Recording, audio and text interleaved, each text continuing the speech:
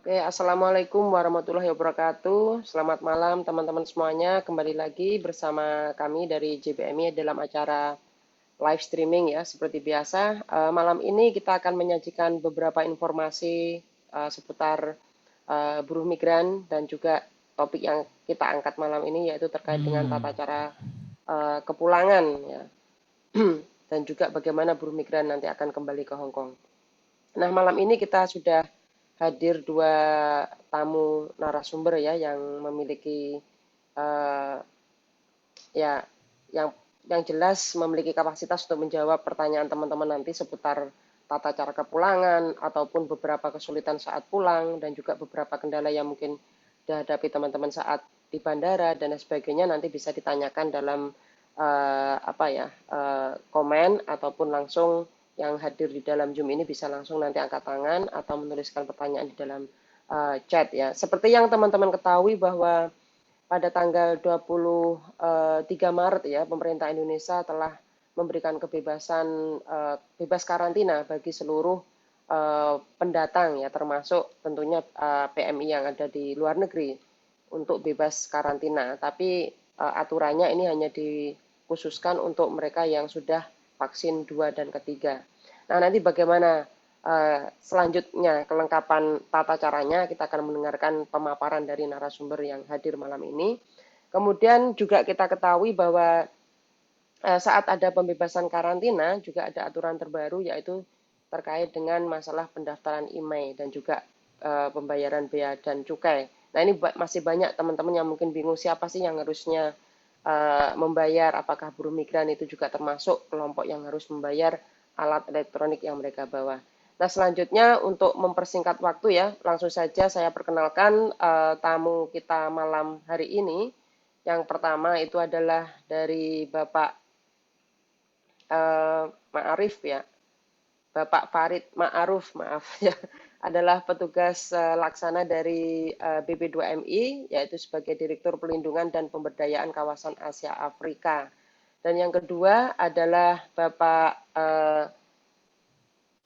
Hernawan Bagaskoro Abid ya, atau biasa dikenal namanya Pak Awang sebagai Konsul Muda Protokol dan Konsuler KJRI Hong Kong. Mungkin teman-teman tidak asing lagi ya dengan Pak Awang yang banyak mengisi acara live streaming.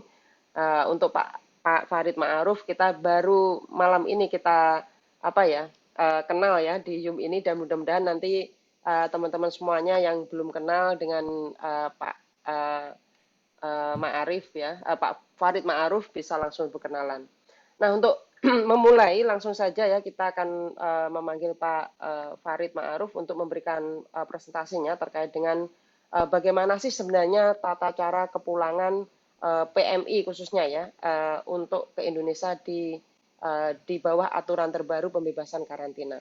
Nah, nanti mudah-mudahan dari pemaparan Pak Mak Farid nanti teman-teman juga bisa menyimak apakah nanti ada pertanyaan-pertanyaan tolong dicatat dulu karena nanti setelah pemaparan dari Pak Farid kita akan mendengarkan pemaparan dari Pak Awang. Nah, untuk waktu dan tempat saya persilakan dulu Pak Farid, silakan. Baik, terima kasih. Assalamualaikum warahmatullahi wabarakatuh. Alhamdulillahirrahmanirrahim. Wabihi nasta'inu ala umur dunia waddin. Wassalamualaikum ala sayyidina Muhammadin wa ala alihi wasallam. Rekan-rekan PMI dari Hong Kong khususnya, terutama Mbak Seringatin yang mengundang atau mengorganize acara ini dari JBM Pak Awang dari KJRI Hong Kong. Alhamdulillah kita bisa bertemu di Zoom ini ya, walaupun kondisi sekarang malam ya. Di sini jam 9, di situ apalagi sudah lebih malam lagi jam 10. Tapi saya ucapkan terima kasih dan saya sangat senang bisa bergabung dengan Bapak dan Ibu sekalian di acara ini. Tentunya acara ini sangat penting buat kita sharing ya terkait dengan ketentuan-ketentuan. Ini kan ketentuan ini dinamis ya terkait dengan proses pemulangan apalagi ya, dikaitkan dengan COVID-19 karena rata-rata di semua negara itu setahu saya ya berdasarkan informasi terus berubah ketentuan-ketentuan itu seiring dengan perkembangan dari si COVID ini sendiri.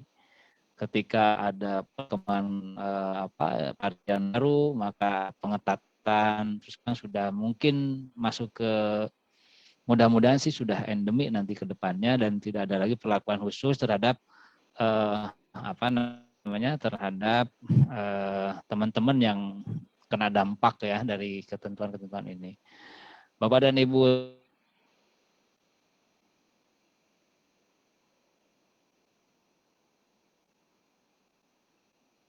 Ya, ini Pak Farid itu sedang di Blitar ya. bulan Suaranya Maret ini putus-putus lah ini, ya. Pak.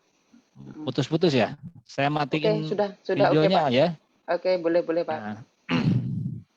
Nah, biar lebih ini lancar jaringan, saya mohon izin saya matiin aja ya, Mbak ya. Ya, Bu silakan Rinalina. Pak, silakan. Oke. Tadi saya sampaikan bahwa ya memang saya juga baru di direktorat ini. Saya diperintahkan untuk sementara sebagai pelaksana tugas dari Direktur Perlindungan dan Pemberdayaan di kawasan Asia Afrika.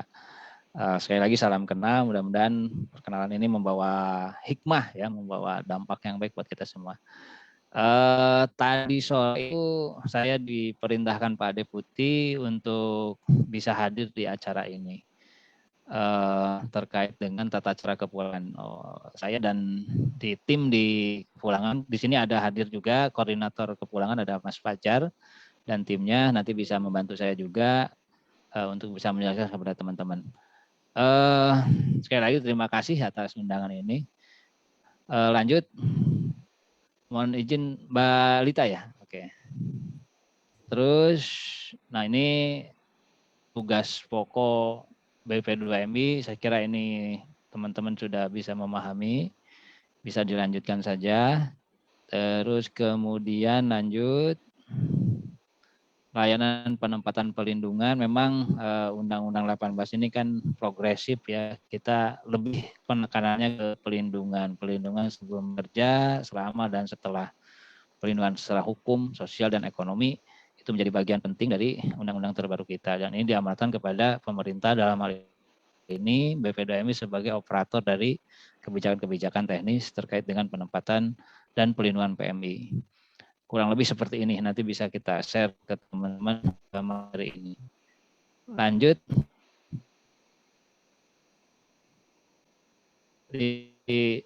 Nah ini.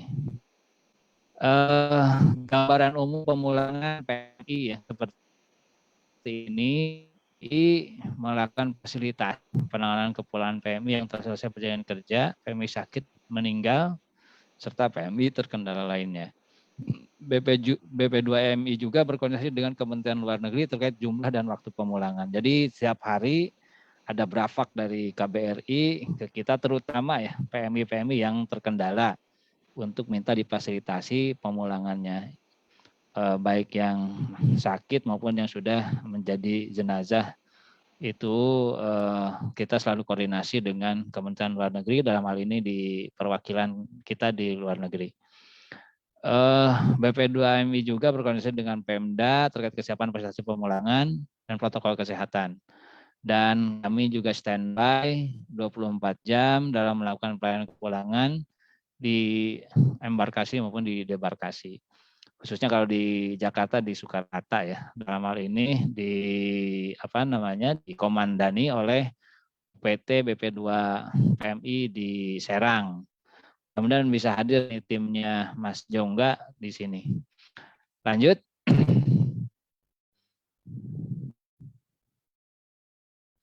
Bisa dilanjut.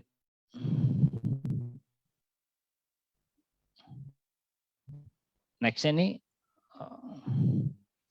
Mbak Lita. Ini ada SE terbaru ya dari dari Satgas Covid ya, nomor 17 tahun 2022. Sebelumnya ada SE nomor 15.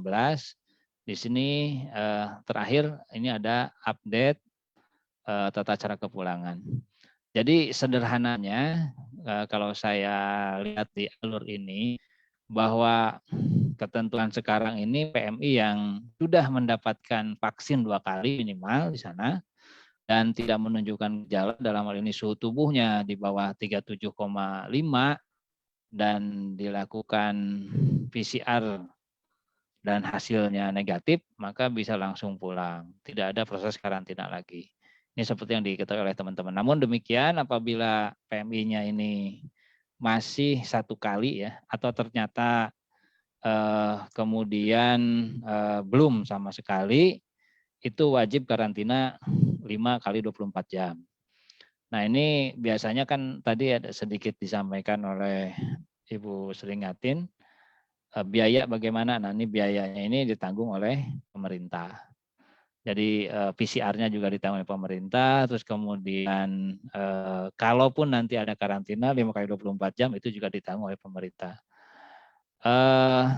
Nah ini mungkin yang kaitannya dengan email tadi ya, ketika PMI harus mengunduh aplikasi Peduli Lindungi mungkin yang tadi disampaikan itu.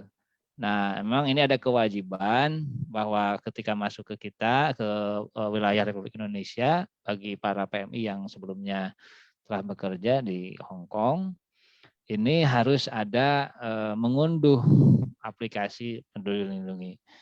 Nah, ini mungkin yang menjadi tadi mungkin ini ya Mbak nanti di diskusi di kita perdalam.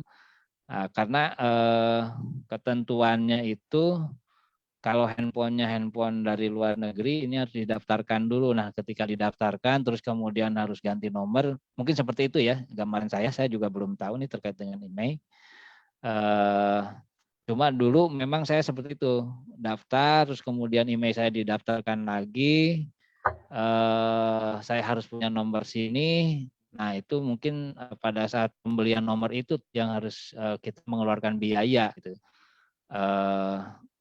Itu pulsa kan sekarang ada bundling ya, bisa pulsa sekaligus handphone barunya atau mungkin pulsa saja, dan itu bisa dipakai pulsa tersebut untuk data seperti itu. Terus kemudian kartu sertifikat vaksin fisik atau digital ya yang dari negara penempatan sana dan menunjukkan hasil tes PCR di negara asal 2 kali 24 jam negatif, yang hasilnya negatif. Sebelum SE17 ini ada kasus teman-teman yang dari Singapura. Di Singapuranya itu dia sudah terinfeksi COVID, terus kemudian sudah dinyatakan tidak menularkan, namun pada saat tes PCR lagi di Singapura sana, karena mungkin ada perbedaan cara mengetes, hasil tesnya itu pasti negatif terus. Nah, terus kemudian kita ada rapat koordinasi dengan Kemlu, kalau nggak salah dengan NAR, terus kemudian dengan Satgas COVID, maka lahir kemudian ada pengecualian yang kondisinya seperti itu. Kayaknya bisa diunduh gampang, nah, cuma terkait dengan teman-teman pastinya di sini nih, poinnya di apakah harus PCR lagi, apakah harus karantina lagi. Nah ini jawabannya nih. Ketika tadi ya 2 kali vaksin, terus kemudian tidak menunjukkan suhu tubuhnya di bawah 37 bisa langsung pulang. Cuma proses pemeriksaan PCR-nya ini memerlukan waktu nih teman-teman. Jadi begitu datang, terus kemudian ada proses pemeriksaan itu. Nah, hasil pemeriksaannya itu biasanya karena banyak ya, itu lebih dari 8 jam keluarnya. Nah, terpaksa mungkin teman-teman nanti masuk dulu ke karantina yang dipusatkan, tapi itu juga gratis. Nah, 1 hari lah kurang lebih itu proses sampai keluar hasil negatifnya itu. Lalu setelah hasil negatif bisa langsung pulang. Nah, proses PCR-nya itu gratis. Kecuali saya dapat informasi memang ada pemeriksaan PCR pada saat di bandara. Jadi sebelum dibawa ke mana ke karantina terpusat, di bandara bisa dilakukan tes PCR, tapi ini berbayar dan hasilnya itu 8 jam. 8 jam keluar hasil negatif atau positifnya. Nah, tidak nunggu lama, ya antara 8 jam itu keluar hasil negatif bisa langsung pulang. Tapi kalau yang tadi ada proses pengambilan secara umum di karantina dipusatkan, terus nunggunya lama hasil PCR-nya karena mungkin banyak ya. Nah itu mungkin 1 hari lah. Ya kalau teman-teman misalkan mau istirahat di situ juga difasilitasi. Selanjutnya kalau ternyata hasilnya itu positif nih, yang tadi di 37,5 atau dia akan dites ulang dan itu masih dibiayai oleh pemerintah, oleh negara. Tapi nanti kalau hasilnya ternyata positif, maka dikarantina 5 kali 24 jam dan itu dibiayai oleh pemerintah. Seperti itu ya kurang lebih menyangkut kita yang ketika akan pulang. Lanjut. Nanti kita berkembang di tanya jawab aja ya. Nah ini entry point-nya di Soekarno-Hatta, Juanda, Ngurah Rai, Hang Nadim, Samratulangi, Jainuddin Abdul Majid di NTB, Kuala Namu Sumatera, dan Sultan Hasanuddin Sulawesi Selatan, Yogyakarta, Yogyakarta Internasional. Dan ada di pelabuhan laut di Benoa ya, di Batam, di Tanjung Pinang, di Bintan, terus Nunukan, Kalimantan Utara, Tanjung Balai Karimun, dan Dumai. Lanjut.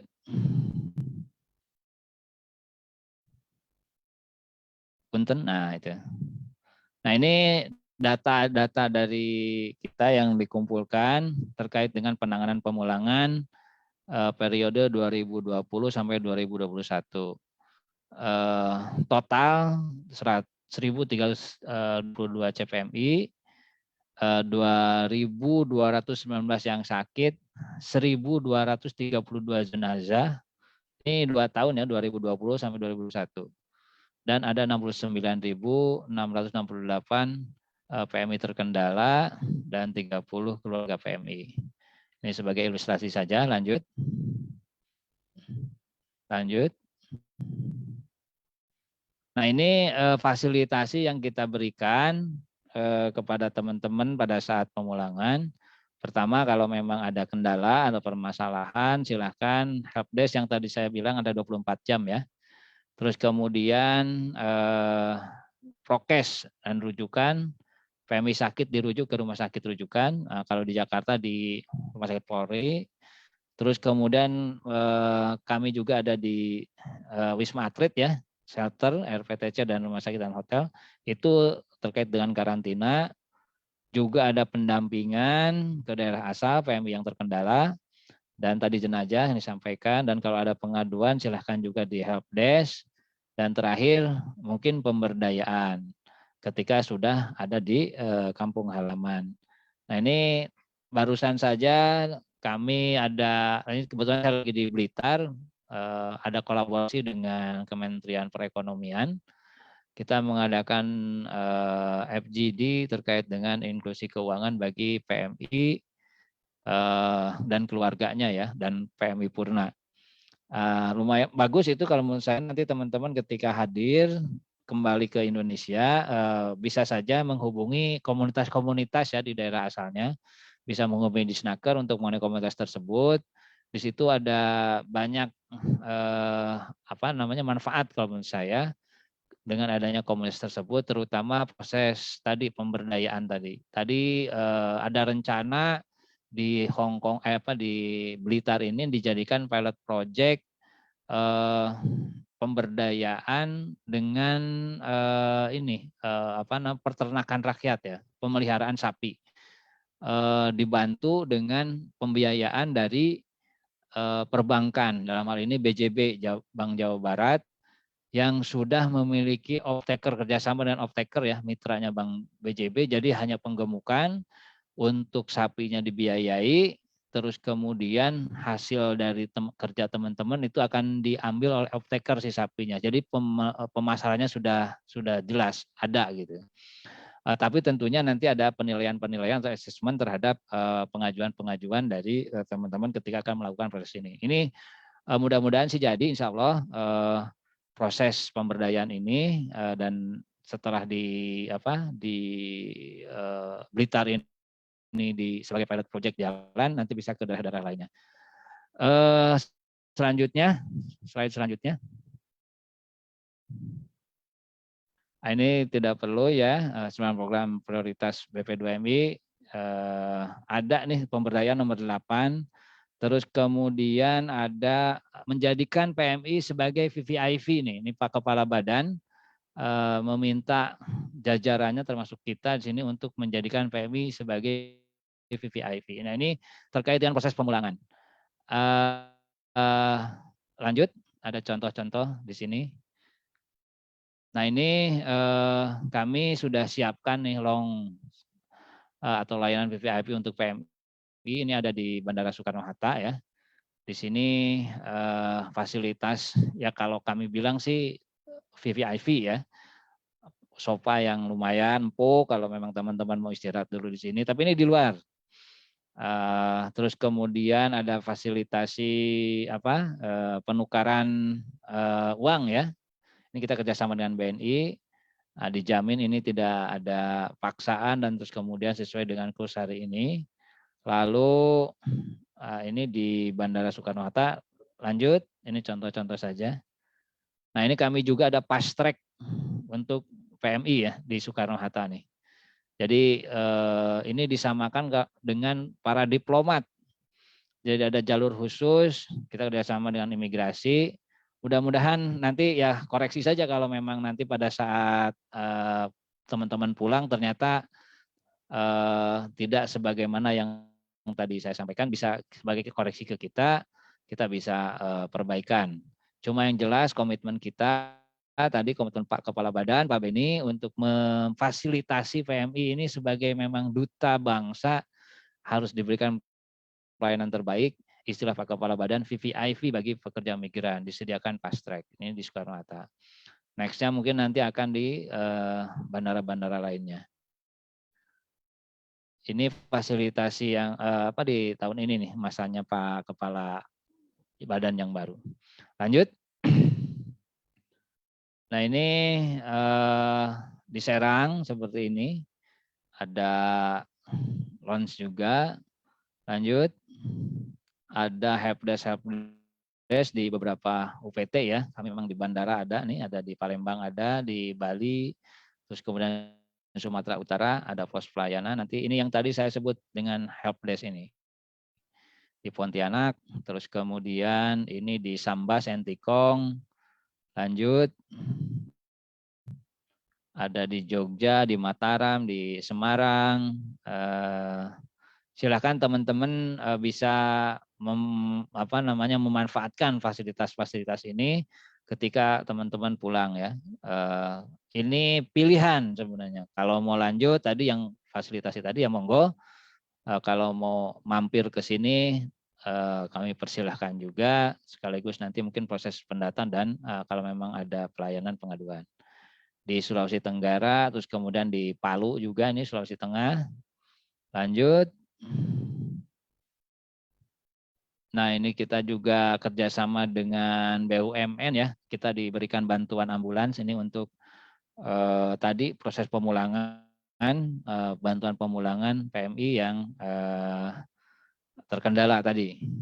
Lanjut dengan Pak Erick Thohir nih Pak Beni, dengan Pak Erick Thohir kerjasama. Nah, ini ada 10 provinsi asal yang terbesar ya pemulangannya. Nah, ini nanti kita bisa share. Lanjut. Karena waktunya cuma sebentar ya. Nah, ini data kepulangan PMI selama pandemi yang tadi itu. Ini berdasarkan provinsi. Lanjut. Nah, terima kasih. Udah bisa menyimak dari paparan saya. Nanti bisa berkembang di diskusi ya. Di sini hadir Mas Fajar kalau nggak salah, nih tim kita di Perlindungan Asia Afrika. Mas Fajar kalau mau menambahkan, monggo sebelum saya kembalikan ke Mbak Seringatin. Mungkin nanti Pak ya ada pertanyaan dari teman-teman ya. Tadi karena waktunya sangat terbatas, mungkin nanti jika ada pertanyaan dari teman-teman bisa membantu untuk Oh, baik, baik, untuk baik. menjawab gitu ya Pak ya. Baik, Terima baik, kasih Pak baik. untuk penjelasannya. Tadi sudah sangat Baik, baik. lengkap, termasuk tadi ada beberapa informasi yang disampaikan jumlah PMI yang pulang, jenis-jenisnya dan lain sebagainya. Nah, karena waktunya memang hanya 1 jam ya, kita berusaha meyakinkan bagaimana nanti harapan kita untuk mendapatkan informasi yang lengkap terkait kepulangan bisa kita dapatkan dengan baik. Nah, mungkin saya langsung saja untuk mengundang Bapak Awang ya dari KJRI Hongkong untuk memberikan penjelasan karena tadi Pak Farid sudah banyak menjelaskan seputar tentang masalah tata cara kepulangan. Nah, Pak Awang mungkin bisa menjelaskan tentang masalah apa yang perlu disiapkan nih sebelum pulang ya. Karena di situ sebenarnya banyak teman-teman yang khawatir jangan-jangan persiapan saya kurang nih saat nanti pulang, termasuk pengunduhan peduli lindungi dan sebagainya. Untuk waktu dan tempat saya persilakan Pak Awang. Baik, terima kasih Mbak Sringatin. Terima kasih sudah mengundang KJRI Hongkong untuk kegiatan yang saya pikir sangat bermanfaat dan sangat positif. Semoga informasi yang saya sampaikan dan juga tadi Pak Farid sampaikan bisa memberikan informasi bagi teman-teman PMI yang akan pulang maupun kembali ke Hongkong. Baik, untuk melengkapi tadi sudah banyak informasi yang disampaikan oleh Pak Farid, tapi saya coba melengkapi saja dari sisi Hongkongnya. Apabila teman-teman pengen pulang, sudah akan pulang, maka dokumen yang perlu disiapkan tentu saja yang pertama semua dokumen perjalanan. Dokumen perjalanan itu adalah paspor, dilengkapi dengan kontrak kerja. Ini nggak perlu asli ya, bisa untuk kontrak kerja bisa salinannya, kopinya. Kenapa perlu? Ini diperlukan untuk misalnya menunjukkan kepada petugas bandara atau petugas counter check-in apabila menyangsikan misalnya atau meragukan teman-teman itu benar PMI, karena kami mendapatkan laporan seperti itu. Jadi yang pertama dokumen perjalanan, paspor, kemudian identitas di Hongkong, bisa kontrak kerja, bisa Hongkong ID, itu dibawa. Yang kedua untuk persyaratan penerbangannya, tadi sudah disinggung juga oleh Pak Farid.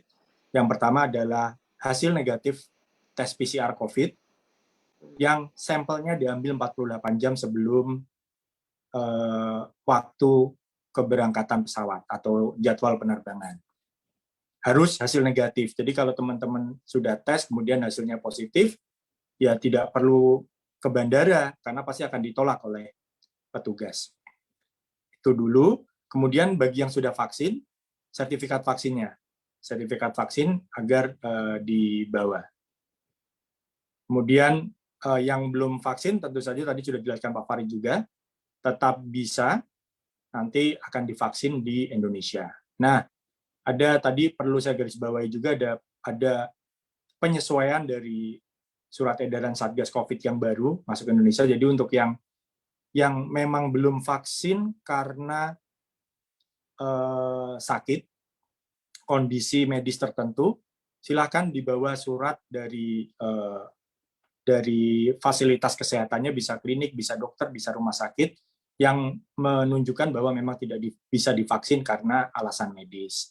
Kemudian juga ada tambahan sedikit penyesuaian yang sebelumnya tidak ada bagi yang sudah pernah COVID atau mengalami COVID dalam waktu 30 hari terakhir maksimal yaitu, maka bisa menyertakan surat keterangan dari tempat yang dulu merawat atau surat keterangan sudah sembuh dari COVID itu.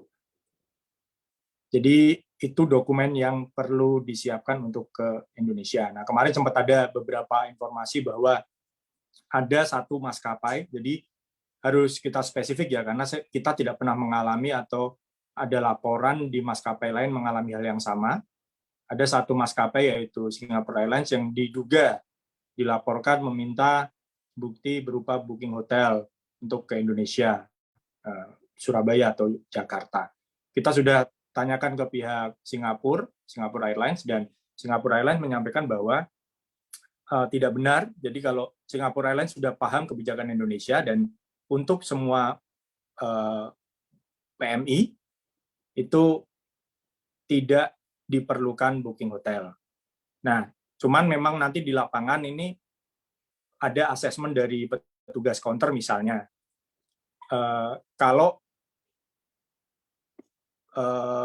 calon penumpang itu diduga bukan PMI, diduga bukan PMI, kemudian tidak bisa menunjukkan bukti bahwa yang bersangkutan PMI, misalnya tidak bisa menunjukkan Hong Kong ID atau kontrak kerja dan lain sebagainya, maka memang menurut peraturan kita harus booking hotel mandiri, karena kalau yang dapat fasilitas tadi disampaikan Pak Farid karantina gratis itu hanya PMI dan pelajar. Nah, kami juga dapat laporan bukan hanya PMI, tapi ada juga pelajar yang sempat dimintai bukti sebagai mahasiswa. Tapi ketika itu dipenuhin semuanya, maka bisa lolos. Nah, ini kami juga menyampaikan pada pihak SQ, jangan sampai itu terjadi lagi. Dan SQ juga memahami bahwa peraturan Indonesia memang PMI dan pelajar tidak perlu booking hotel apabila, dan memang seharusnya biasanya, terutama PMI pasti memilih untuk fasilitas karantina gratis yang disediakan pemerintah. Tapi ingat, beberapa pelajar ada yang memilih fasilitas karantina sendiri, mandiri. Nah, ini perlu booking hotel. Jadi sempat ada dinamika di lapangan terkait dengan SQ, tapi sudah kita konfirmasi, klarifikasi ke SQ, dan SQ berjanji akan ngecek di lapangan, dan mereka mengonfirmasi bahwa memang betul PMI dan pelajar tidak perlu booking hotel. Itu untuk dokumen-dokumen yang diperlukan untuk masuk ke Indonesia. Kemudian tadi terkait dengan Peduli Lindungi juga sudah disampaikan oleh Pak Farid. Jadi perkembangan terbaru, kalau dulu teman-teman ingat bahwa peraturan yang sebelumnya itu bukan hanya sekedar mendownload dan menginstal Peduli Lindungi, tapi harus mengisi fitur IHAC yang ada di Peduli Lindungi. Nah, kalau yang peraturan baru itu tidak perlu lagi mengisi fitur IHAC, tapi cukup melengkapi profil isian di aplikasi Peduli Lindunginya saja. Kemudian nanti ada bisa keluar QR code-nya, itu yang di screen capture atau ditunjukkan kepada pihak maskapai. Makanya kalau teman-teman coba cek di aplikasi Peduli Lindungi, kemudian teman-teman memilih fitur IHAC, di situ sudah tidak ada lagi penerbangan internasional. Tapi ada keterangan bahwa untuk diminta untuk mengisi melengkapi profil Peduli Lindunginya. Jadi itu beberapa penyesuaian berdasarkan peraturan yang terbaru. Kemudian karena tadi Pak Farid sudah menyampaikan untuk yang ke Indonesianya, nah ini saya mencoba mengingatkan untuk yang akan ke Hong Kong. Jadi Hong Kong juga setelah kami konsultasi berkali-kali sejak masa karantina masih 21 hari, akhirnya pemerintah Hong Kong sudah menyesuaikan atau melakukan peringanan atau meringankan persyaratan untuk memasuki Hong Kong, persyaratan karantinanya. Jadi saat ini yang berlaku adalah untuk yang bisa masuk hanya yang sudah karantina, sudah vaksin lengkap ya, vaksin lengkap itu 2 kali atau lebih, 2 kali atau booster. Itu nanti bisa memilih untuk karantina hanya 7 hari. Bisa juga 14 hari. Nah, kenapa ada 7 hari, kenapa ada 14 hari?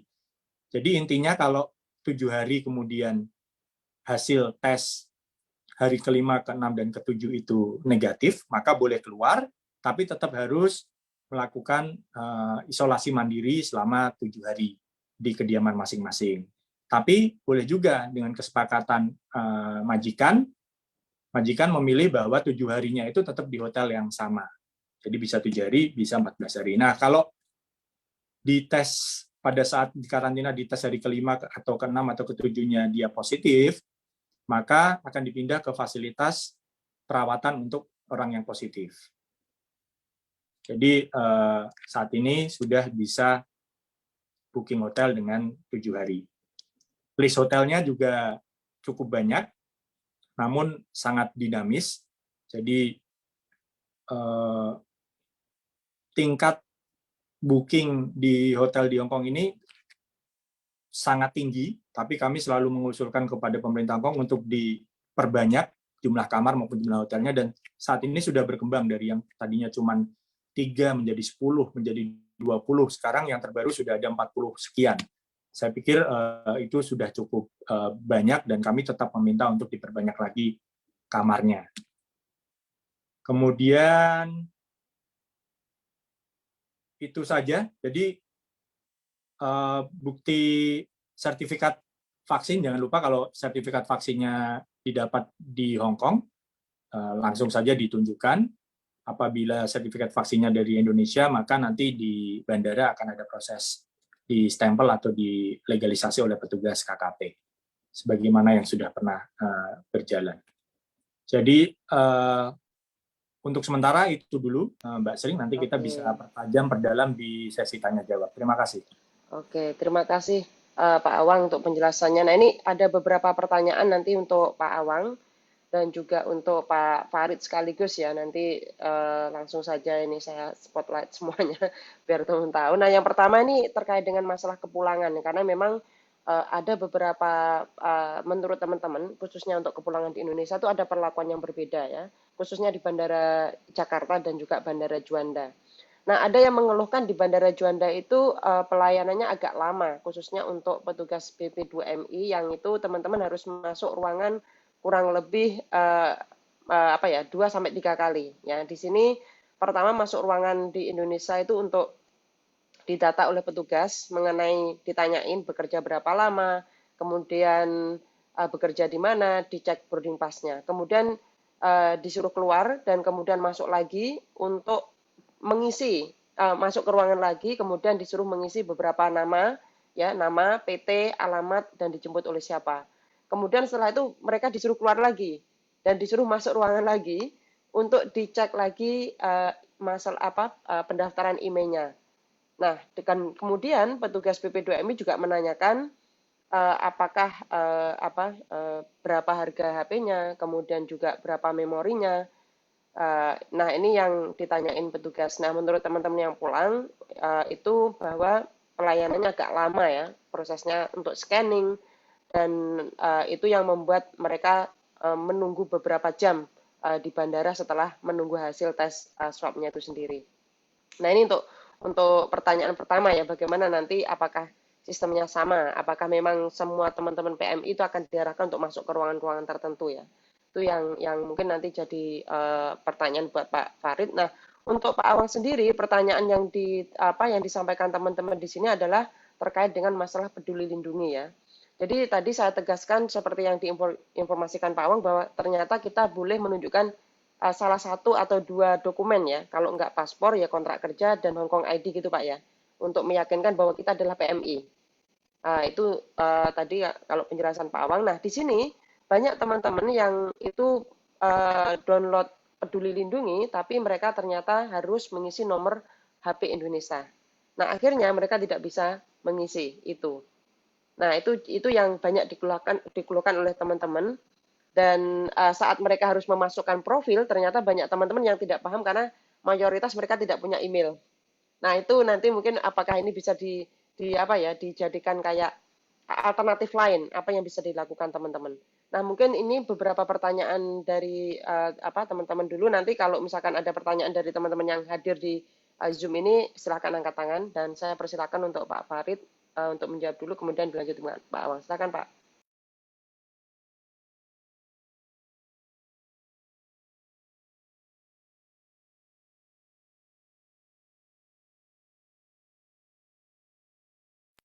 Terima kasih pertanyaannya teman-teman. Terkait dengan adanya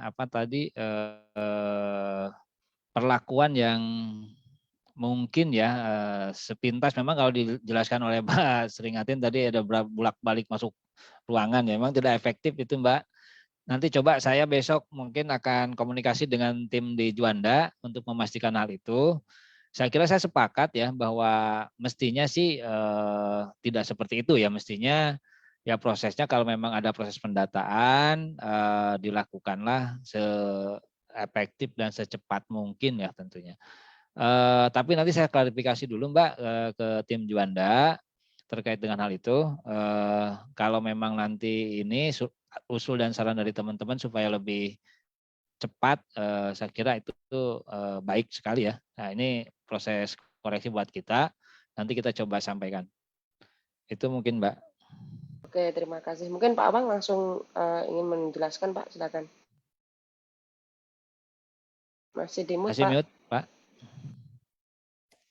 Tadi terkait dengan Peduli Lindungi, tadi saya sudah jelaskan bahwa sekarang sudah ada penyesuaian ketentuan terkait dengan Peduli Lindungi. Kalau yang tadinya kita masuk ke Peduli Lindungi dulu, download, install, masuk, kemudian ke fitur IHAC, kemudian mengisi penerbangan internasional di situ yang diperlukan banyak data terkait dengan penerbangan internasionalnya.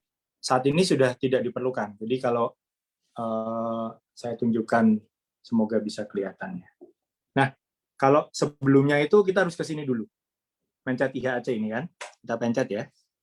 Nah, ini ada create IHAC, bikin IHAC. Nah, lihat domestik, internasional. Yang internasional sekarang sudah diganti tulisannya mulai 5 April pelaku perjalanan datang ke Indonesia yang diwajibkan untuk mengunduh dan mengisi lengkap profil Peduli Lindungi. Jadi yang bagian ini sudah tidak diisi lagi, hanya mengisi profil di Peduli Lindungi ini. Dan saya cek, nomor telepon pun tidak harus diisi. Kalaupun harus diisi, saya coba tadi mengisi nomor saudaranya atau nomor siapapun yang di Indonesia pun bisa, kalau memang belum punya nomor Indonesia. Jadi seharusnya sudah tidak masalah lagi, tapi apapun itu, kalau memang masih mengalami kesulitan, silahkan datang ke KJRI hari Minggu. Karena untuk mengajarkan yang seperti ini, tadi Mbak Sri Ngatin menyampaikan terkait dengan email. Saya yakin semua PMI, semua orang yang memiliki HP Android maupun iPhone, pasti ada emailnya. Cuman nggak tahu mungkin nyarinya di mana. Ya, nggak tahu sama nggak lupa, Pak. Biasanya dibikinkan sama penjual HP. Kalau lupa, sebetulnya gampang. Tinggal di HP-nya cari Gmail. Pasti masih ada. Lihat saja emailnya di situ. Tapi anyway, nggak masalah. Kalau memang nggak tahu, silahkan datang ke KJRI. Karena kalau yang seperti ini susah mengajarkan lewat hotline. Saya pernah dihubungin, kita ngajarin lewat hotline, tetap nggak bisa juga. Akhirnya kita minta datang langsung lah. Kita coba otak-atik HP-nya, dan semuanya ada di HP-nya. Termasuk PMI-nya kadang mengklaim bahwa dia nggak punya email, padahal di HP-nya bisa dicari. Langsung datang ke KJRI, nanti kita bantu. Hari Minggu kita juga tetap buka. Gitu, Oke, terima kasih. Terima kasih. Nah, tadi berarti penjelasan Pak Awang bahwa nomor HP tersebut tidak harus nomor HP kita ya, Pak ya? Itu fungsinya nomor HP itu untuk konfirmasi atau apa, Pak? Kok bisa diisi dengan nomor saudaranya? Ya, kalau kita tidak punya nomor Indonesia, itu bisa. Bahkan dikosongin pun bisa. Ini saya sudah nyoba. Jadi itu bukan termasuk field yang mandatory untuk diisi. Oke, jadi dikosongin langsung lanjut gitu ya Pak Awang ya? Betul. Oke, terima kasih. Nah ini sebelum saya memberikan kesempatan ke teman-teman, ini ada beberapa pertanyaan yang sangat penting terkait dengan IMEI dan Bea Cukai. Karena ini ada dua aturan hal yang saling berkaitan. Pendaftaran IMEI memang gratis, tapi ini ada ditemukan dari teman-teman khususnya dari Korea, itu yang awal Januari pulang ke Indonesia membawa HP iPhone dan itu dikenakan bea cukai sebesar 2,5 juta ya, padahal dia adalah cuti. Nah ini yang jadi pertanyaan, apakah pembayaran bea cukai yang itu dibebankan untuk semua penumpang pesawat ya, yang itu membawa alat elektronik, atau ada pengecualian nih untuk teman-teman PMI, atau yang dibebankan itu hanya yang dibeli di luar negeri, bukan yang digunakan sehari-hari. Nah, nanti saya nggak tahu apakah Pak Farid atau Pak Awang bisa membantu menjelaskan kalau misalkan nanti perlu ada dialog atau diskusi dengan bagian keuangan dan perdagangan, ya kita sangat terbuka sekali karena ini memang sangat membingungkan buat teman-teman di luar negeri. Mungkin Pak Farid atau Pak Awang bisa menjelaskan? Baik, terkait dengan bea cukai tadi Mbak, BP2MI itu menjadi concern Pak Kepala Badan. Ini kita sudah beberapa kali, sepengetahuan saya ya, ada tim dari Pak Kepala Badan untuk datang langsung ke Dirjen Bea Cukai terkait dengan tadi keluhan dari teman-teman tadi itu. Ini ke depan kita gratis bea cukai tadi itu Mbak, karena memang peraturan bea cukai bagi kita tahu semua ya bahwa semua PPLN ya istilahnya yang pelaku perjalanan luar negeri ketika membawa barang-barang termasuk elektronik ataupun apapun itu masih kena cukai ya Mbak ya. Tapi khusus untuk PMI ini sedang diupayakan ada batas tertentu yang mestinya mereka tidak usah harus, teman-teman tidak usah harus bayar. Ini lagi diupayakan, mudah-mudahan dalam waktu dekat ketentuan terkait dengan penghapusan bea cukai bagi para pekerja migran Indonesia ini akan segera dirilis, Mbak. Ini kerjasama dengan Departemen Kementerian Keuangan ya, dalam hal ini Direktorat Jenderal Bea Cukai. Mudah-mudahan sih ke depan seperti itu. Tadi untuk email registrasi di Bandara Soekarno-Hatta per hari ini sudah dilakukan di conveyor 3. Jadi per hari ini sudah ada kebijakan progres ya untuk memudahkan teman-teman terkait dengan email. Tapi untuk validasi harus tetap ke lantai 3 area check-in gitu katanya. Terus kemudian tadi bahwa terkait dengan teman di Surabaya di Juanda itu memang ada pembelian kalung ya seperti itu untuk menandakan bahwa yang bersangkutan adalah PMI dan bisa tidak dikenakan biaya ketika karantina gitu. Tapi tadi saya sepakat bahwa nanti coba kita pastikan lagi untuk tadi seefektif dan seefisien mungkin. Dan di situ juga ada tadi pendataan custom juga ya sepertinya, dan menanyakan email dan HP mungkin itu bukan kewenangan kita sebenarnya, bukan kewenangan BP2MI. Mungkin itu petugas juga, tapi nanti saya pastikan lagi. Tidak ada syarat apapun untuk email, sudah mature ya, udah nggak jadi isu lah gitu. Mudah-mudahan sih di Bandara Soekarno-Hatta sudah progresnya sudah baik. Itu mungkin. Oke. Pak Awang, ada tambahan Pak Awang terkait dengan masalah ini? Ada informasi yang bisa disampaikan ke teman-teman? Boleh, kalau boleh saya menambahkan informasi. Jadi saya diskusi juga cukup banyak dengan Pak Bukhari sebagai pejabat bea cukai di Hong Kong, di KJRI Hong Kong. Jadi WNI apapun profesinya itu sudah mendapatkan fasilitas untuk membawa barang elektronik itu bebas senilai 500 US dollar atau kalau dirupiahkan sekitar 7.500. Itu profesi apapun. Jadi mau profesi apapun kalau bawa barang elektronik, mau handphone, laptop atau apapun senilai 500 US dollar atau 7 juta, sekitar 7.500.000. Sekitar 7 jutaan ya berarti ya. Betul, rupiah itu tidak dikenakan bea. Jadi itu sudah jelas. Jadi misalnya saya bawa HP saya ini, Xiaomi ini yang hanya harganya 4 juta, 3 juta kalau dirupiahkan, pasti tidak kena bea. Nah, petugas bea cukai berhak untuk melakukan asesmen terhadap barang elektronik yang dibawa apabila diduga nilainya di atas 7.500.000 sesuai dengan aturan, maka selisih dari misalnya iPhone harganya 21 juta, fasilitas gratisnya itu 7,5 juta, maka selisihnya itulah yang dikenakan bea. Dan itu sesuai dengan ketentuan pemerintah yang berlaku. Ada persentasenya kemudian dihitung. Dan benar, memang ini dua rezim yang berbeda, dua ketentuan yang berbeda. IMEI itu sendiri didaftarkan. Nah, kemudian kalau petugas melihat bahwa ada diduga alat elektroniknya itu melampaui fasilitas gratis yang 7 juta sekian itu, maka diminta untuk membuktikan harganya. Kalau tidak mampu, ya petugas akan mencari sendiri lewat online. Nah, kami sarankan teman-teman, Pak Awang, walaupun itu dipakai ya, bukan untuk di. Betul, betul, Pak. Betul.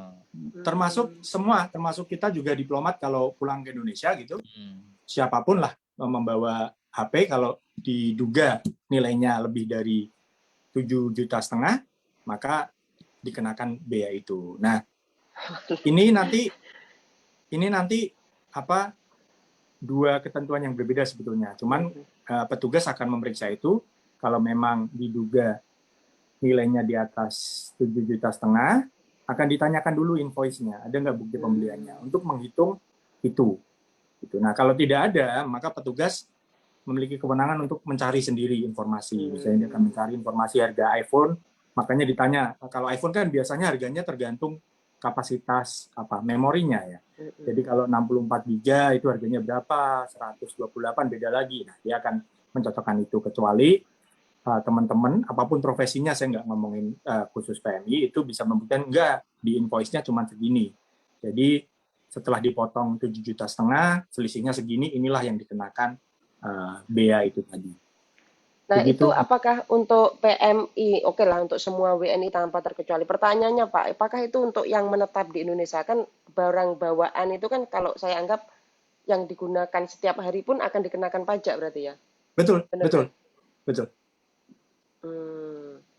Nah, Dan tadi itu mungkin Pak Farid tadi kan menyampaikan bahwa BP2MI saat ini sedang approach ke ya, ya, ya, Ditjen Bea benar. Cukai harusnya ya, Ya, untuk Pak, mudah-mudahan sih pengecualian. ini ya udah beberapa kali pertemuan kita dengan Ditjen Bea Cukai.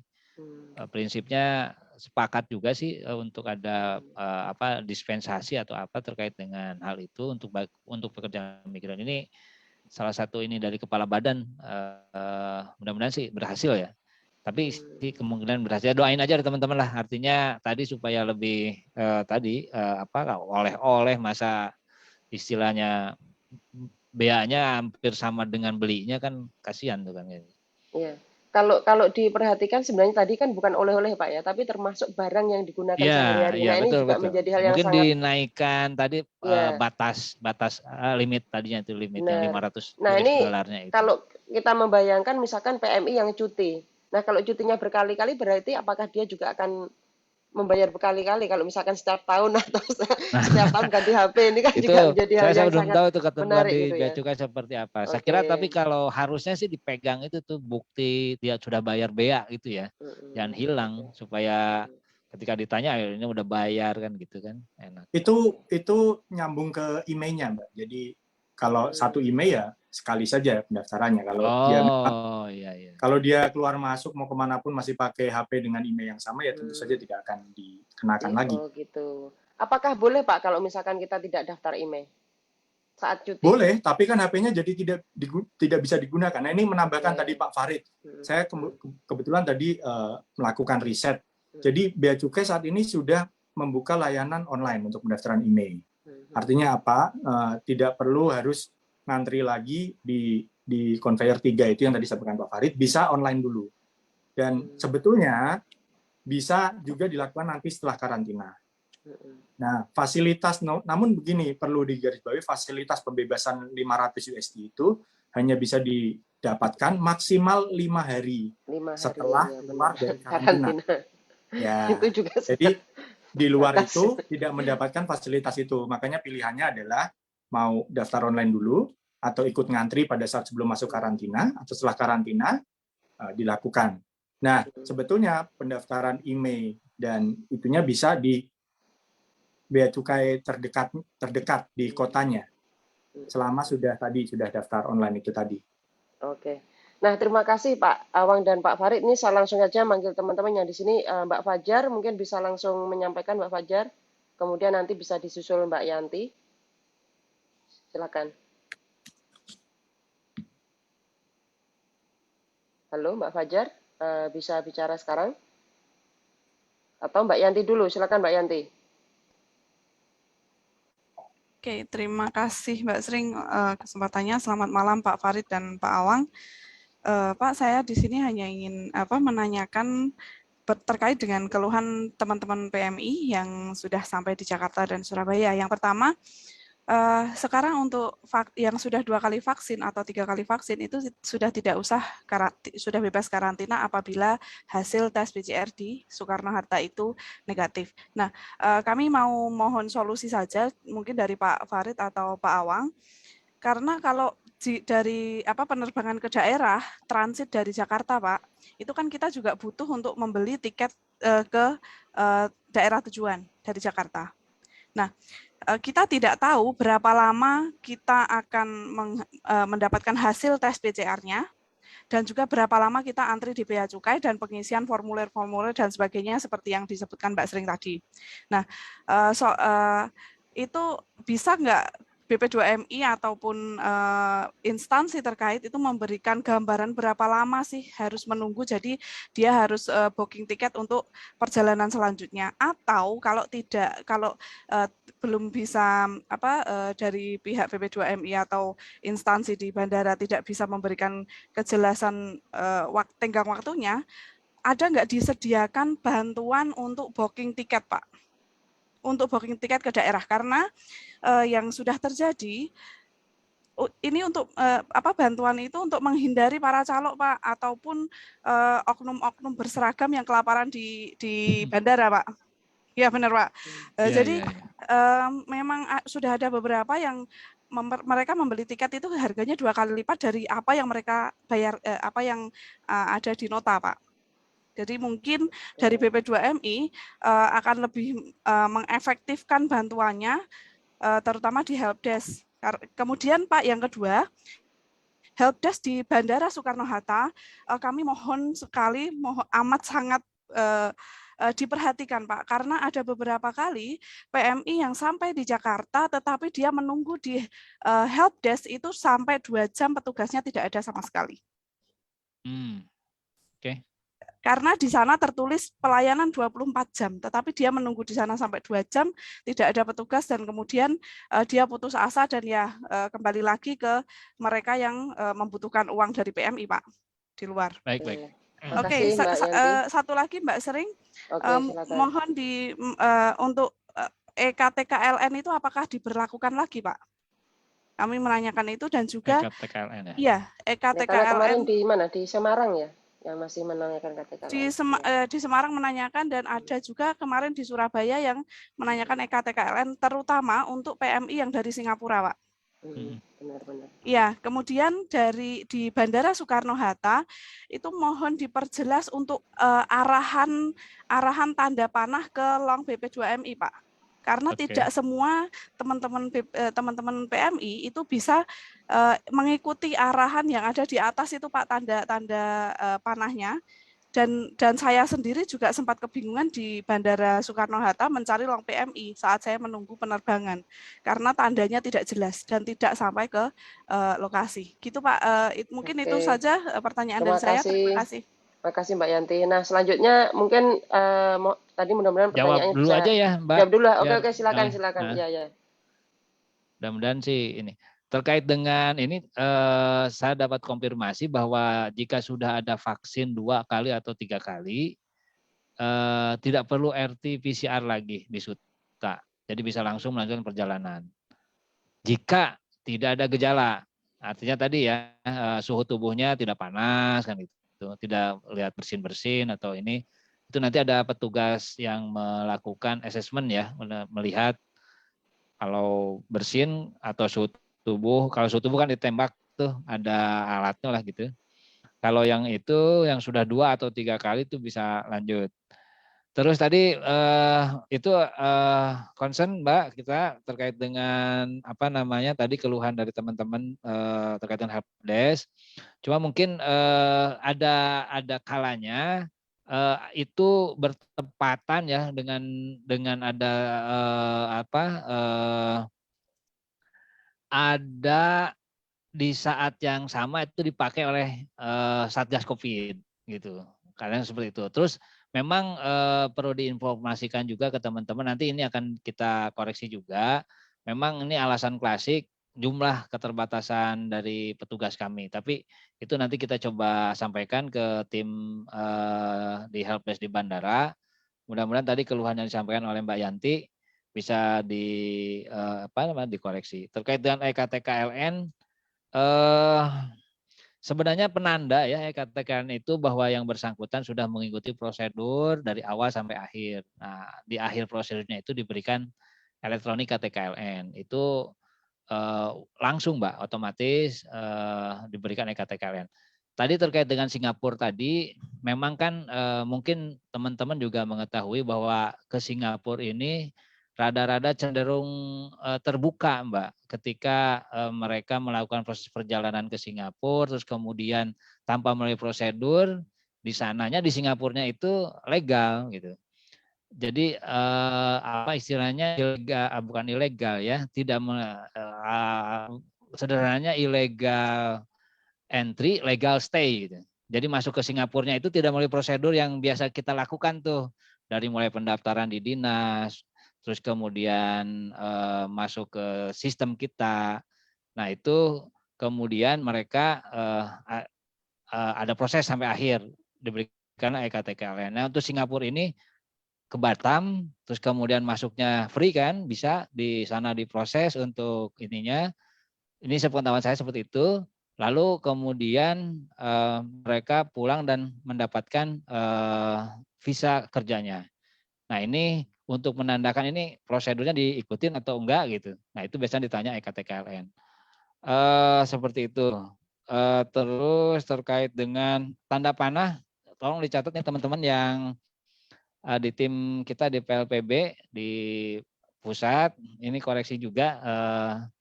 Kalaupun ada fasilitas tapi terus kemudian teman-teman tidak tahu, tidak bisa memanfaatkan karena tidak tahu kan sayang.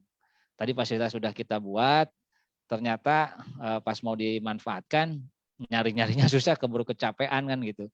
Akhirnya nggak jadi ke launch itu. Itu launch-nya lumayan bagus ya, tadi kita lihat fotonya gitu, AC-nya lumayan gede, terus ada fasilitas teh manis gitu di situ free.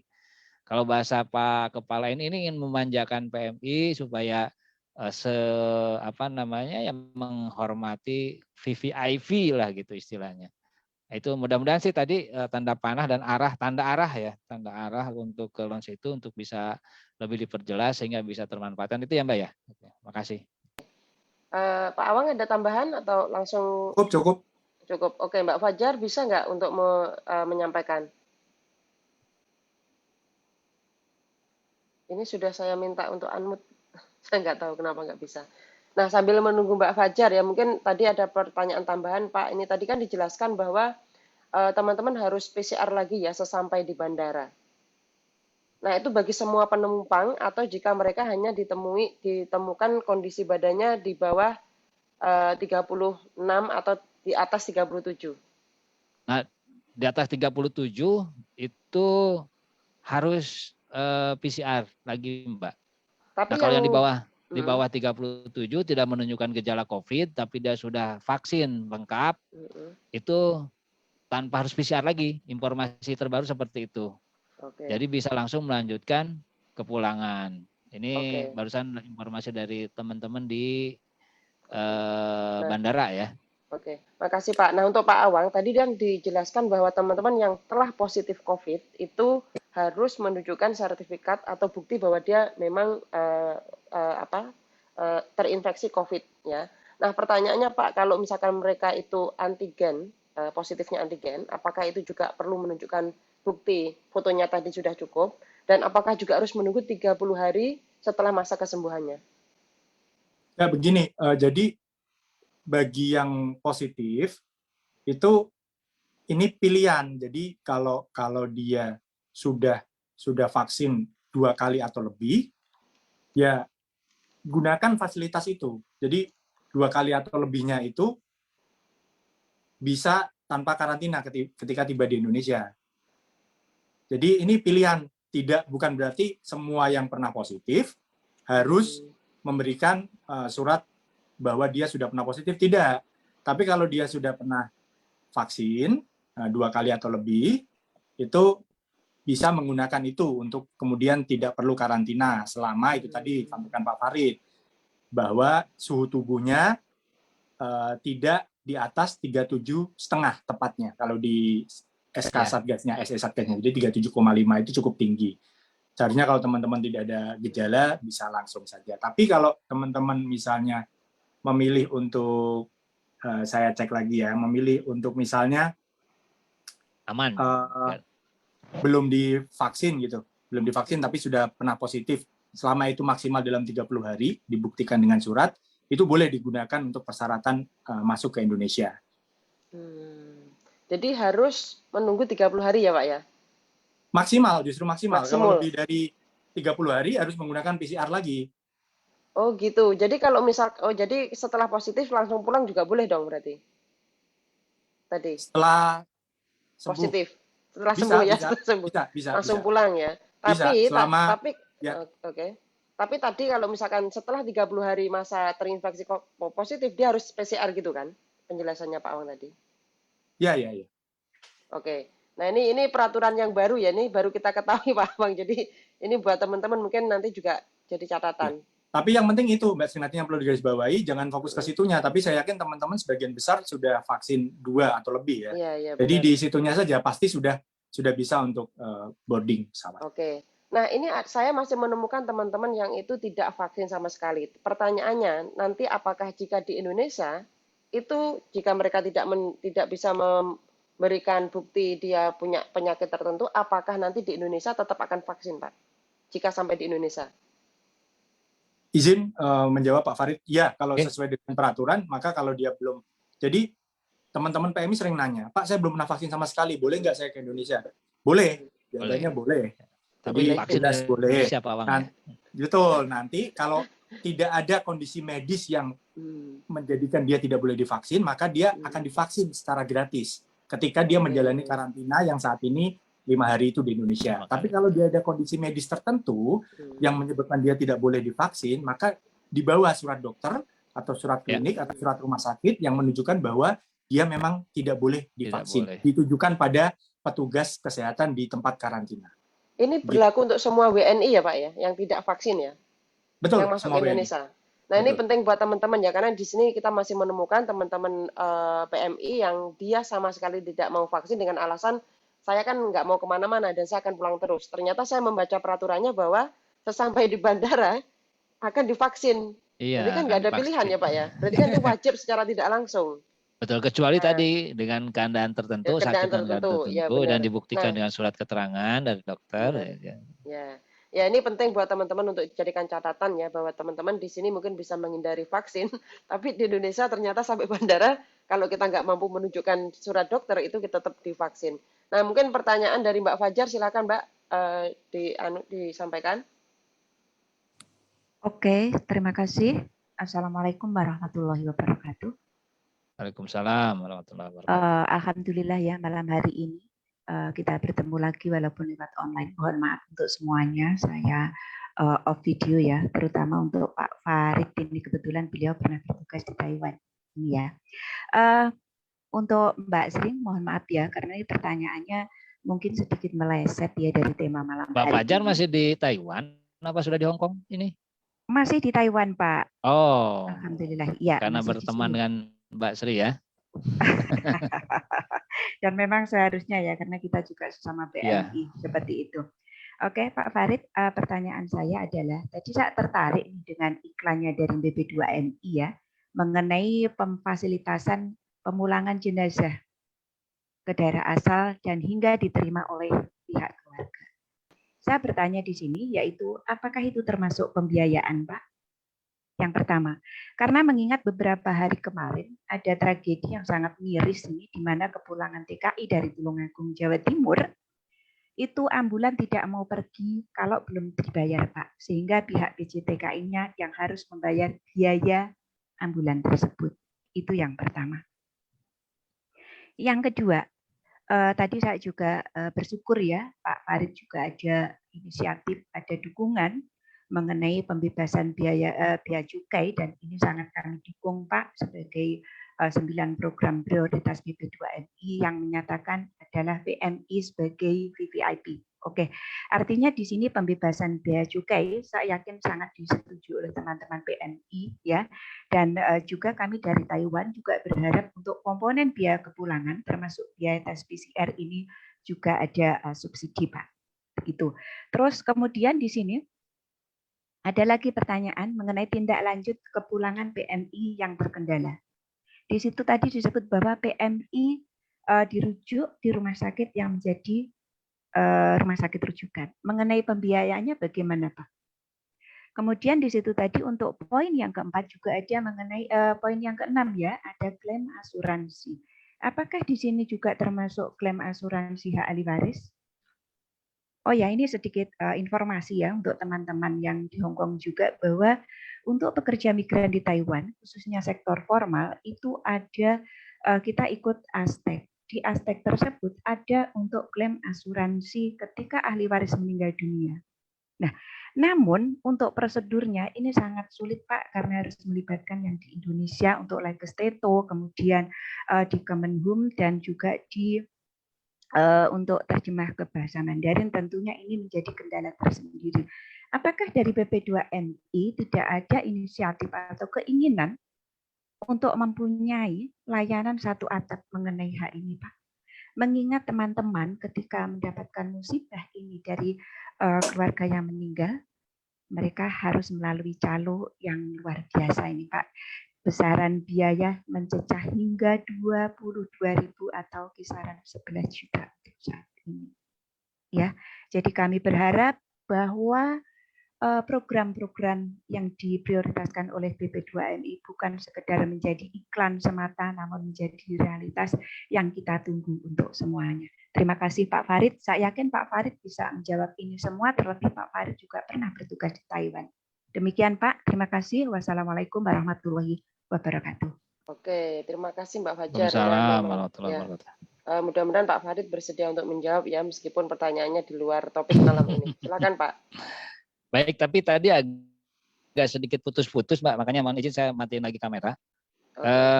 Terkait dengan ambulan yang tadi itu ambulan kenapa ya berbayar? Maksudnya gitu ya? Iya, jadi mereka tidak mau iya, mengangkat jenazah sebelum dibayar, Pak. Gitu. Jenazah waktu itu sudah diantar ya ke keluarga, namun karena belum ada pembayaran dan waktu itu memang BP2MI dihubungi, tapi mereka bilang bahwa ada kendala karena masa pandemi, jadi harus menggunakan pihak ketiga seperti itu, ya. Sehingga waktu itu dari PJTKI mengusahakan untuk mencari alternatif ambulans sendiri. Ya, tapi ternyata untuk pembiayaan ini dibebankan kepada pihaknya PJTKI tersebut Pak, senilai waktu itu kalau tidak salah 15 juta ya.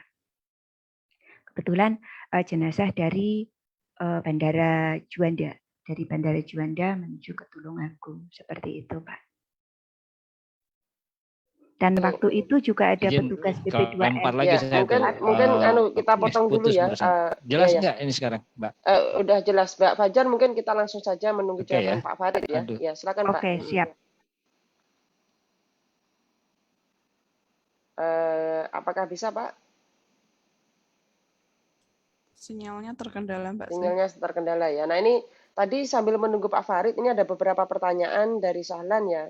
Mungkin kepada Pak Awang. Berapa harikah kita harus mengisi peduli lindungi sebelum penerbangan? Ini pertanyaan dari Sahlan.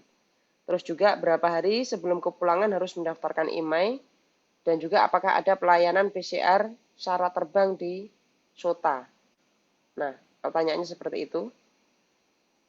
Baik, saya jawab langsung. Yang pertama, kapan harus mendownload, menginstall, dan mengisi Peduli Lindungi? Bisa kapanpun, karena saat ini sudah tidak lagi harus ke fitur IHAC-nya, di mana akan dimintai kursi penerbangan, nomor penerbangan, dan lain sebagainya. Jadi hanya mengisi profil saja, itu tidak ada isian maskapainya, dan lain sebagainya. Jadi bisa kapanpun sebelum pulang. Kemudian yang kedua terkait dengan apa tadi Mas Rin? Terkait berapa lama harus mengisi IMEI, berapa hari harus mendaftarkan IMEI? Ya, IMEI tadi maksimal tadi 5 hari setelah selesai karantina. Dari karantina. Betul. Itu untuk mendapatkan fasilitas tadi SIM ya Pak ya berarti ya. Betul, fasilitas pembebasan senilai 500 USD atau 7.500.000 untuk biayanya. Tapi sebetulnya dilakukan lebih dari itu pun nggak masalah. Nggak masalah ini dalam artian nomornya masih akan bisa digunakan. Saya lupa nanti maksimalnya 1 bulan atau 2 bulan kalau IMEI belum didaftarkan nomornya tidak bisa digunakan.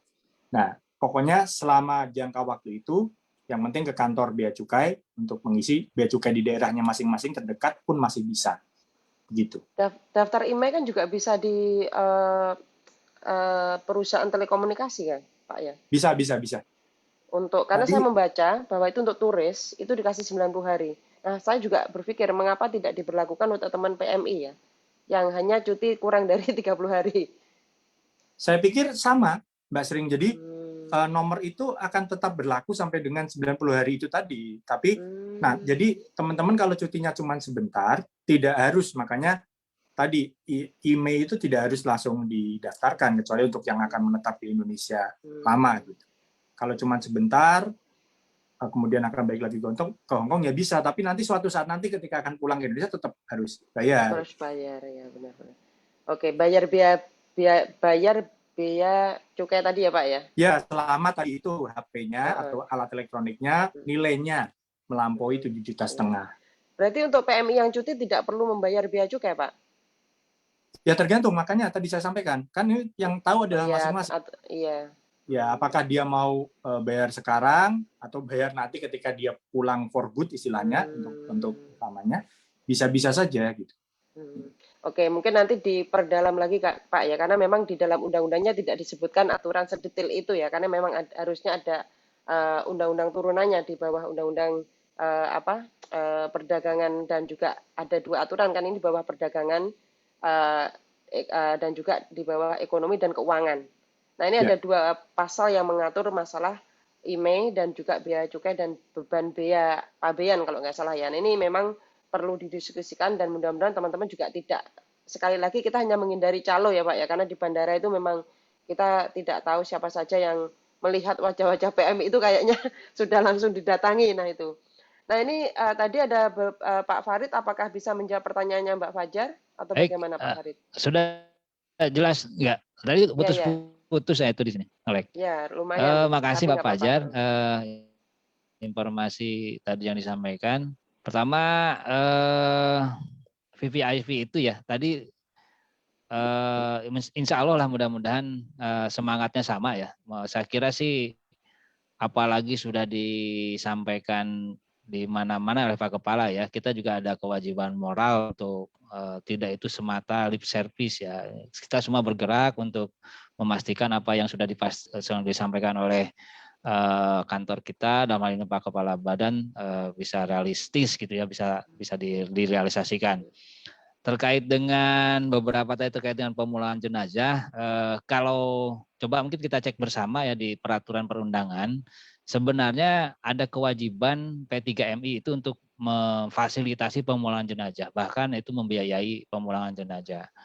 Artinya memang kewajiban dia P3MI untuk memastikan bahwa jenazah yang dia fasilitasi untuk penempatan, untuk PMI yang difasilitasi penempatannya oleh P3MI, terus kemudian karena musibah meninggal, nah itu kewajiban dia memulangkan sampai ke keluarganya.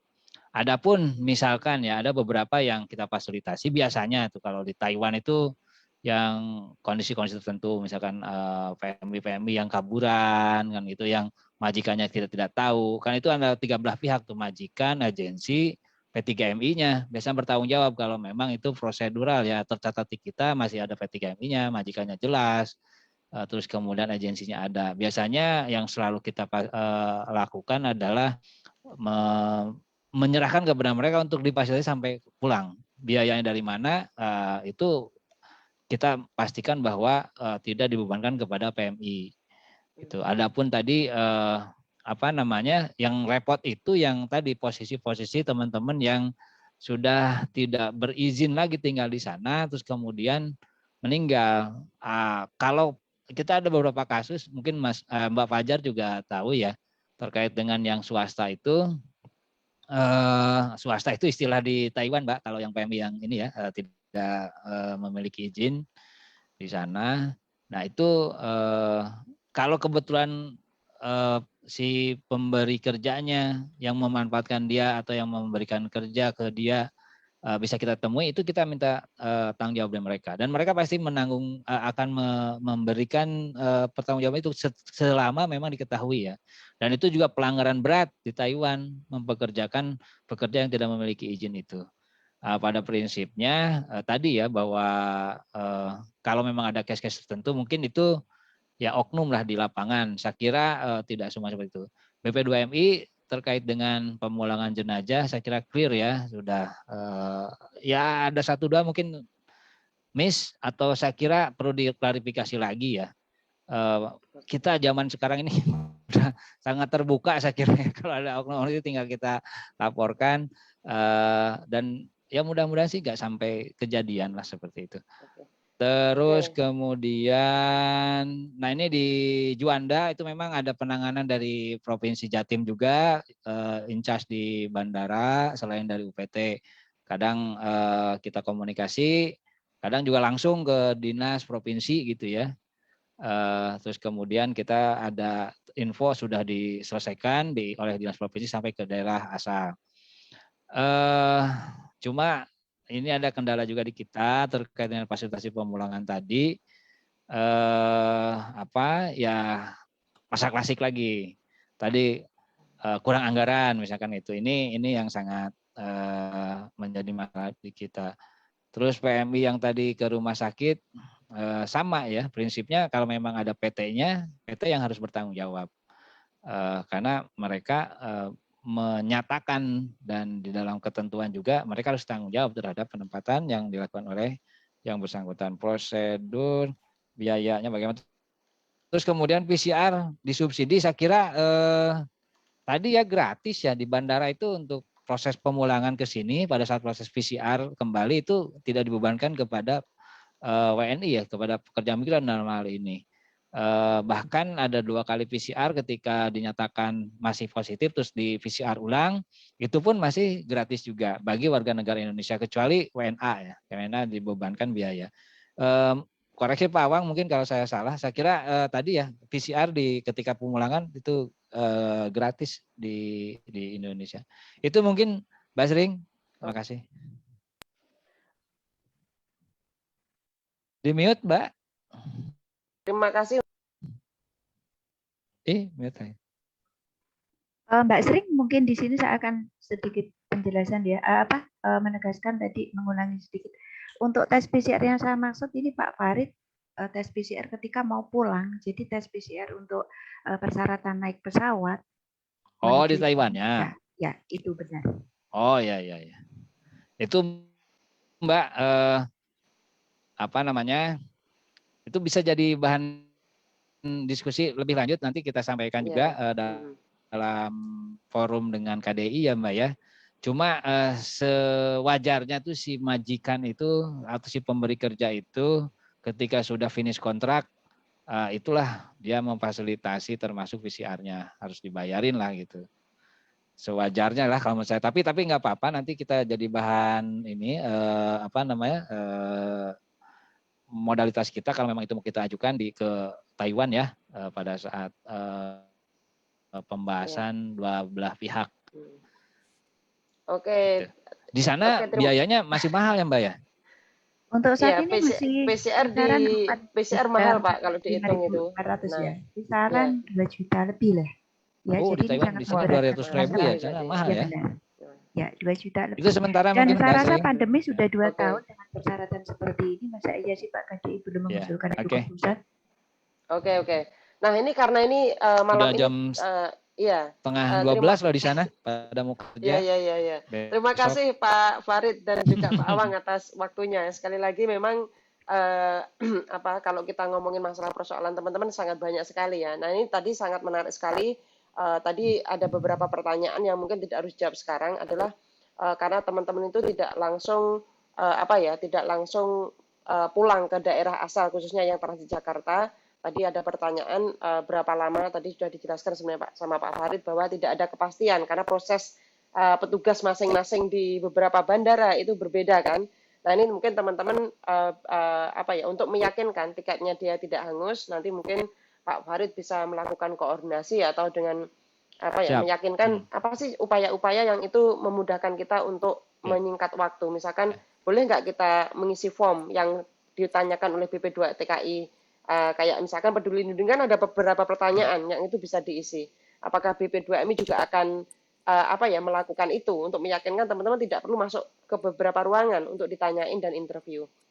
Nah mungkin itu untuk mempersingkat waktu teman-teman kepulangan, dan juga kita berharap nanti ada diskusi lanjutan terkait dengan masalah khususnya masalah beban bea cukai ya dan barang bawaan penumpang yang itu memang tidak ada kepastiannya.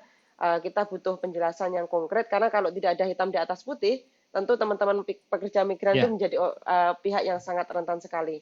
Nah malam ini informasinya sangat banyak sekali yang disampaikan. Mudah-mudahan teman-teman yang mendengarkan di Facebook dan juga di Zoom juga bisa menyampaikan kembali kepada sesama migran lainnya ya, dan kami sangat terbuka ke depan agar BP2MI juga sering-sering mengadakan sosialisasi secara online ya, karena itu juga bisa dilakukan, dan mungkin kita akan mengundang lagi Pak Farid ya untuk acara selanjutnya, dan Pak Awang juga kami ucapkan terima kasih atas kesediaannya dalam waktu yang terbatas kami mengundang narasumber. Sekali lagi kami mengucapkan terima kasih dan semoga teman-teman semuanya juga selalu dalam kesehatan. Pak Farid dan juga beserta staf yang hadir hari ini juga selalu dalam kesehatan, begitupun Pak Awang ya, jaga kesehatan selalu. Terima kasih dan selamat malam untuk semuanya. Wassalamualaikum warahmatullahi wabarakatuh. Waalaikumsalam.